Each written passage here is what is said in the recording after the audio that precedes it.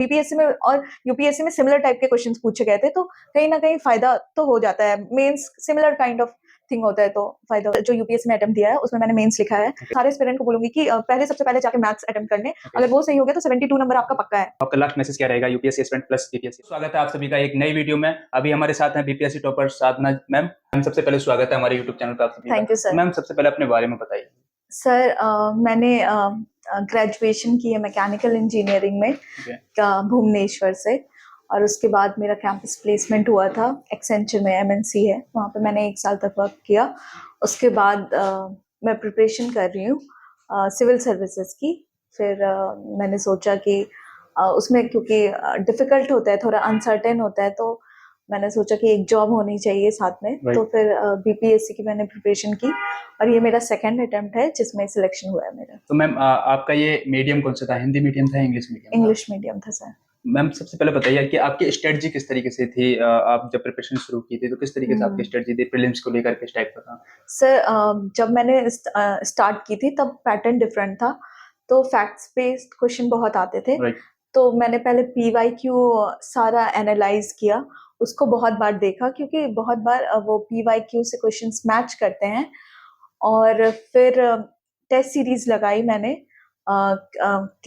कुछ इंस्टीट्यूट की, और उसके अकॉर्डिंग मुझे जो भी लगा कि कुछ बिहार के स्पेशल बुक आते हैं, तो वो सब मैंने लिया था और उसको आपने पढ़ा। कोई वेबसाइट या फिर यूट्यूब चैनल फॉलो किया हो जो कि? हाँ, यूट्यूब चैनल मैंने फॉलो किया था, ISPCS फैक्ट्री।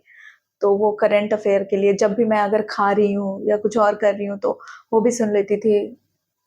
तो आप जब बीपीएससी के और यूपीएससी के जो आप सिविल सर्विस के ऑलमोस्ट मान लें सिविल सर्विस के टच में कब से आई थी? कब सोचा कि आपको ये प्रिपरेशन करनी चाहिए? मैं 2017 में टच में आई थी, और उसके बाद 2019 से मैंने प्रिपरेशन एकदम फुल ऑन जॉब छोड़ के अच्छे से प्रिपरेशन मैंने करने लगी मैं। तो लास्ट टाइम आपने दिया था तो उसका क्या रिजल्ट रहा था और कहाँ ऐसी कमी रही थी जो लास्ट टाइम नहीं हो पाया? अभी तो मैंने लास्ट जो यूपीएससी में अटेम्प्ट दिया है उसमें मैंने मेंस लिखा है। तो इससे पहले मुझे ऐसा लग रहा, कमी तो एक्चुअली प्रीलिम्स नहीं हो रहा था, तो मैं जो अटेम्प्ट कर रही थी कि मुझे इतना आता है, मैं रिस्क नहीं लूंगी, तो वो बहुत गलत था, क्योंकि एक्यूरेसी 100% नहीं होती है।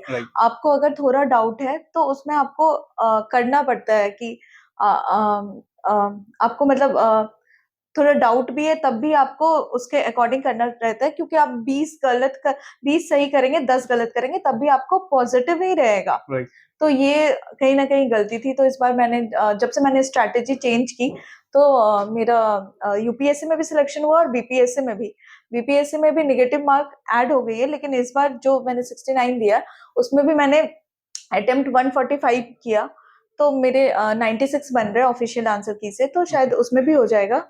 तो ये कमी रही थी कि एक्यूरेसी बहुत मुश्किल है, तो आप कोशिश कीजिए ज्यादा से ज्यादा अटेम्प्ट करने का क्वेश्चन। तो यूपीएससी आपने 2023 वाला दिया था या लास्ट?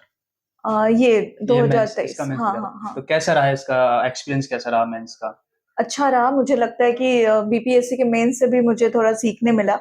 अभी मैंने कॉपी देखा तो मुझे लगा कि बहुत बीपीएससी में और यूपीएससी में सिमिलर टाइप के क्वेश्चंस पूछे गए थे, तो कहीं ना कहीं फायदा तो हो जाता है। Means similar kind of thing होता है, तो फायदा हो तो जाता है। बैलेंस कैसे बनाया बीपीएससी प्लस यूपीएससी? कैसे बैलेंस बना के चला? मुश्किल था, बैलेंस बनाना तो मुश्किल था, पर करना पड़ता है, थोड़ा टाइम निकालना पड़ता है एक्स्ट्रा। नहीं, थोड़ा बता पाए हमारी ऑडियंस के लिए कैसे बैलेंस किया आपने, कितना टाइम किसको दिया? अच्छा, तो ये मैं बोलूंगी कि जब बिहार का प्री था तो उस समय तो मैं बस प्री के लिए फोकस कर रही थी, और वही जो प्री का जो क्वेश्चंस होते हैं उससे आपका एनरिचमेंट हो जाता है मेंस के लिए। आप मेंस, यूपीएससी का जो मेंस है बीपीएससी के मेंस से सिमिलर है, लेकिन जो आपको डेटा और जो कुछ पर्टिकुलर एग्जाम्पल चाहिए बिहार का, वो आपके प्री से वो फायदा हो जाता है। तो भले एक मेरा था कि मैं प्री के लिए डेडिकेटेड 1 मंथ प्रिपरेशन करती थी, लेकिन उसमें से मैं फैक्ट्स निकाल लेती थी मेंस के लिए। तो वही होता था कि 1 मंथ मेरा जा रहा है तो जा रहा है, लेकिन ये मेरे काम ये आ आएगा। जाना चाहिए। हाँ। ओके मैम, तो यहीं से बात करें कि आपके जो मेंस की स्ट्रेटजी थी बीपीएससी प्लस यूपीएससी, कैसे आपने डिवाइड किया उन दोनों? मेंस की स्ट्रैटेजी बीपी से मेरे जब मैंने 67 दिया था तब तो काफी सिमिलर था, तब ऑप्शनल हटा नहीं था, तो सोशियोलॉजी तो सेम था। तो ओके। वो मेरा फायदा हो गया कि मैंने बीपीएससी का मेंस के लिए पढ़ी थी मैं सोशियोलॉजी, फिर आगे चल के यूपीएससी का मेंस हो गया तो उसमें फायदा हो गया। और भी जो यूपीएससी का मैं प्रिपरेशन कर ही रही थी, तो जब मैंने बीपीएससी का मेंस दिया तो सिमिलर काइंड ऑफ क्वेश्चन थे, रशिया यूक्रेन वॉर पे था राइट। और भी नैनो टेक्नोलॉजी था, तो ये सब सब मैंने यूपीएससी में पढ़ा था। हाँ, बट और जो पर्टिकुलर जो बीपीएससी के संदर्भ में पूछते हैं तो वो मुझे करंट अफेयर के मैगजीन और प्री के समय से वो वाला चीज मिल गया था। तो बात यहीं पे की जाए बीपीएससी मेंस को लेकर, तो आपने हम्म, हिंदी हिंदी का पेपर कैसे किया, और देन फर्स्ट हम्म। पेपर सेकंड पेपर वो कैसे किया? हिंदी के पेपर के लिए एक व्याकरण की बुक आती है, उसकी अमेज़न पे भी मिल रही है, वो ग्रीन ब्लू कलर की रहती है। ओके, तो आदित्य प्रकाशन शायद। हाँ, शायद। तो उससे बहुत सारे क्वेश्चंस मैच कर गए थे, तो वो मैंने क्योंकि मुझे थोड़ा डर लग रहा था, बहुत आउट ऑफ टच थी, तो वो मैंने अच्छे से पढ़ाई की थी 2-4 दिन तक। तो और फर्स्ट पेपर की बात की जाए, फर्स्ट हिस्ट्री। पेपर की, हाँ, हिस्ट्री के लिए एक पतली सी बुक आती है रेड कलर की, मुझे अभी नाम याद नहीं है, शायद नैनो शायद ओके, बुक। पब्लिकेशन की है, तो वो काफी है, बहुत पतली सी, उसमें जो भी बीपीएससी के अकॉर्डिंग है वो सारा दिया हुआ है। यहीं पे बात करें सेकंड पेपर की, तो और सेकंड पेपर की करंट अफेयर बेस बहुत होते हैं, तो मैंने विजन आईएएस की मैगजीन ली थी, उससे किया था मैंने। ओके। तो हम्म। बहुत सारे जो एस्पिरेंट हैं और मैं ये बोलना चाहूंगी कि जो इसमें स्टैटिक्स होता है पेपर वन में, तो वो मैंने मेरे एक फ्रेंड के एडवाइस पे मैंने वो, उसने बोला था कि सबसे पहले जाके वो करना कूल माइंड से, अगर वो सही हो गया तो सिलेक्शन के चांस रहते हैं। तो मैं सारे एस्पिरेंट को बोलूंगी कि पहले सबसे पहले जाके मैथ्स अटेम्प्ट करने, ओके। अगर वो सही हो गया तो 72 नंबर आपका पक्का है। ओके मैम, कुछ एस्पिरेंट हैं जो कि आंसर राइटिंग को लेकर काफी हम्म, कंफ्यूज रहते हैं कि आंसर हम्म। राइटिंग कब से स्टार्ट कर देनी चाहिए, तो आपका इसमें क्या ओपिनियन है, कब से स्टार्ट कर देनी चाहिए? मुझे लगता है कि अ, 3 बार तो कम से कम रिवीजन कर लेनी चाहिए, तो क्योंकि वहाँ पे रिकॉल करना पड़ता है, आपको याद नहीं आएगा तो आपको लिखने में बहुत टाइम लगेगा। मुझे क्योंकि मेरा खुद का एक्सपीरियंस है, अगर याद नहीं आता है तो टाइम लगता है। तो ओके। एक बार अच्छे से पढ़ के, 2 बार अच्छे से पढ़ लीजिए, रट लीजिए और फिर उसके बाद लिखना शुरू कीजिए। पर ये नहीं है कि इसको लेके आप 1 साल लगा दें, ऐसा ओके। नहीं है। 3 महीने का टाइम रहता राइट, है, राइट। उसमें आपको सिलेक्ट करना पड़ता है, सिलेक्टिव पढ़ना है। और मुझे लगता है कि टेस्ट सीरीज़ इसमें काम आते हैं कि आपका एक डेडलाइन रहता है कि 5 दिन के अंदर ये टेस्ट है, इसका एक सिलेबस है, तो मुझे ये रट करके वहां पे जाके टेस्ट लिखना है। और ओके। ये भी एक मिथ है कि रटना नहीं पड़ता है, रटना पड़ता है, बहुत ही रटना पड़ता है आपको। देना है कि स्टेट ऑफ इंडस्ट्रियलाइजेशन बिहार में, तो आपको बताना है क्या कितने परसेंट है, कहाँ पे कौन सी इंडस्ट्री है, तो रटना तो पड़ता है। तो आपके सिलेक्शन में आस्था आईएएस का कितना रोल रहा है? सर, आस्था आईएएस को मैं पहले से फॉलो कर रही थी, पहले भी मैंने टेस्ट सीरीज लिया था 66 के समय, मुझे लगा था मेरे प्री में हो जाएंगे, लेकिन उस समय मेरे 94 मार्क्स बन रहे थे, 100 मार्क्स कट ऑफ किया था गर्ल्स के लिए, तो नहीं हुआ था। तो लेकिन इस बार मैंने नहीं लिया मेंस का, तो मुझे उसमें ये लगा कि वो मेरी गलती थी जो मैंने टेस्ट सीरीज नहीं लिया, तो अभी फिर से मुझे 69 देना है, तो मैं यहाँ पे टेस्ट लिखने वाली हूँ।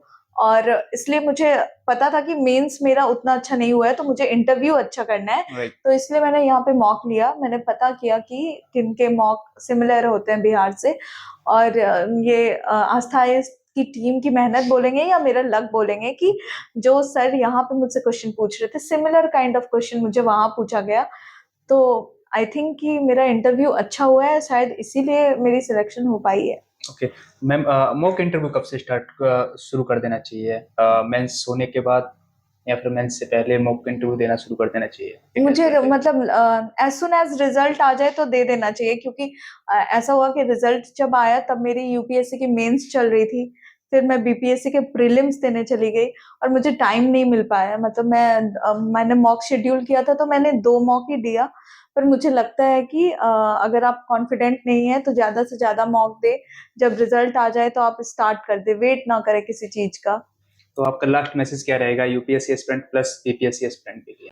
मैं यही बोलूंगी, हार नहीं माने, मेरा एग्जाम्पल यही है, मैंने बहुत दिनों से मैं प्रिपरेशन कर रही हूँ, तो जुड़े रहें कहीं ना कहीं यूट्यूब से, या एकदम आइसोलेटेड ना हो जाए, तो आप पैटर्न भी क्योंकि चेंज होते रहता है, तो इससे आपको पता चलेगा कि कहाँ इम्प्रूव करना है, क्यों कहाँ कमी रह जा रही है।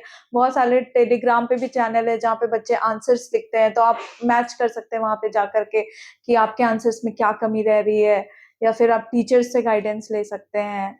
अ, तो मैम यही। आपका बहुत बहुत धन्यवाद, आपने थैंक इतना यू सर। कीमती टाइम दिया। तो आई थैंक यू होप सो दोस्तों मच आपको सर। ये वीडियो पसंद आई होगी। अगर आपको वीडियो पसंद आई हो तो लाइक करें, सब्सक्राइब करें और कमेंट बॉक्स में जरूर अपनी राय जरूर रखें। Thank you.